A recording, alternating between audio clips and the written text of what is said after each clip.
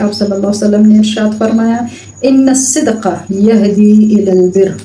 بے شک سچائی نیکی کی طرف، یہدی الی البر نیکی کی طرف رہنمائی کرتی ہے، وان البر یہدی الی الجنہ، وان البر اور بے شک نیکی، یہدی الی الجنہ وہ جنت کی طرف ہدایت کرتی ہے، وان الرجل لیصدق حتی یکتب عند اللہ صدیقا، وان الرجل اور بے شک ایک آدمی، لیصدق البتہ وہ سچ بولتا رہتا ہے،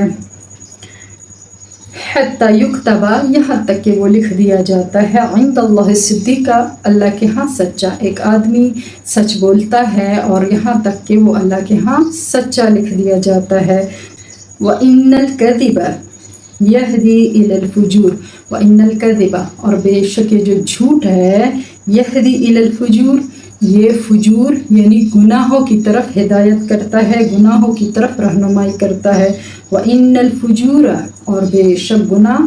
یہدی الی النار وہ آگ کی طرف رہنمائی کرتے ہیں، وَإِنَّ الرَّجُلَ لَيَكْذِبُ اور بے شک ایک شخص لیکذب البتہ وہ جھوٹ بولتا رہتا ہے، حتی یکتب عند اللہ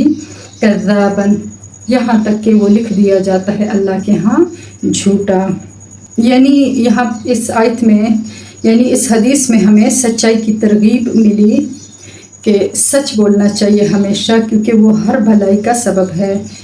جیسے کہ حدیث میں ارشاد ہے کہ سچ جو ہے نیکی کی طرف ہدایت کرتا ہے، نیکی کا راستہ بتاتا ہے، اور نیکی جنت کا راستہ، اور ایک انسان سچ بولتا رہتا ہے یہاں تک کہ اللہ اس کو سچا لکھ لیتے ہیں، اور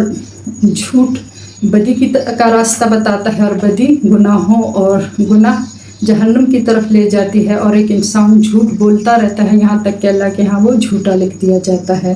تو اس حدیث